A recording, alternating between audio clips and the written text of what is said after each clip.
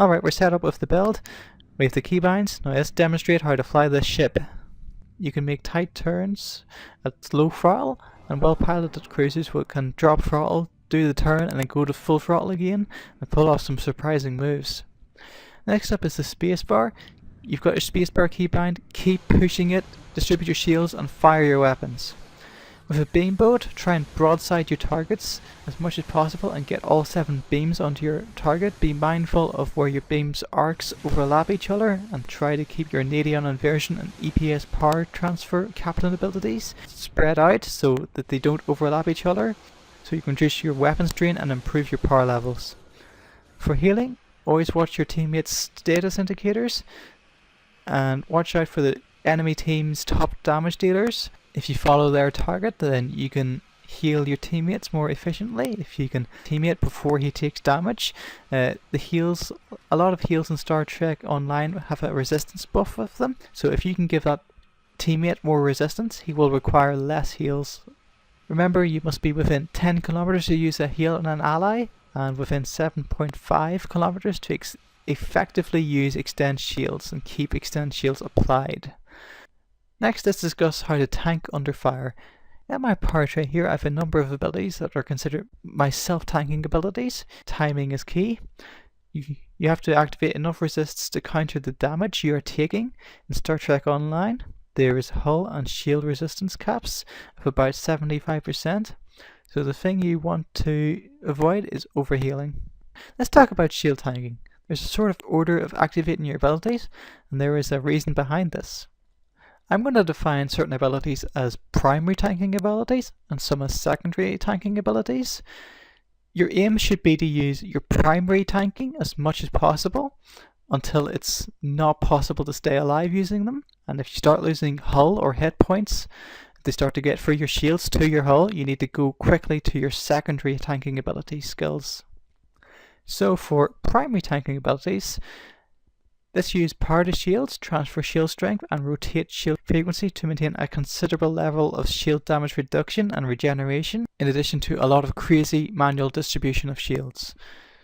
When at a certain point where enemy weapons fire is reaching your hull, you need to resort to some of your secondary measures. First up is tactical team. This will manually redistribute your shields better than you can manually and keep you alive, but even with this you will eventually run out of shield hit points under sustained fire. And this is where your brace for impact, your shield distribution doves, and reverse shield polarity come in. These are here to regen your shield hit points under fire so that you can continue to tank effectively using your primary heals, or if you have been subnuked. Subnuke is a science captain skill that strips all your buffs and puts cooldowns on extended timers. So if you get hit by this skill, your damage resistance will drop when your buffs are removed. So you need to quickly pile on some resists or hit an RSP. With regards to hull heals, as you lose hull, you need to keep healing it up again, as you use as much auxiliary to structural integrity field free as possible with its short cooldown. When you're in the 20% hull region, it's time to use Miracle Worker. The new career-specific trait, Grace Under Fire, can reset your Miracle Worker cooldown, so watch out when you can utilize this Miracle Worker skill twice in a row. I hope this advice can help you master the build and will do more than just reading a guide about a build somewhere on the forums. To finish off part 1 of my free-to-play guide, I have a few clips of this specific build in action in public queues.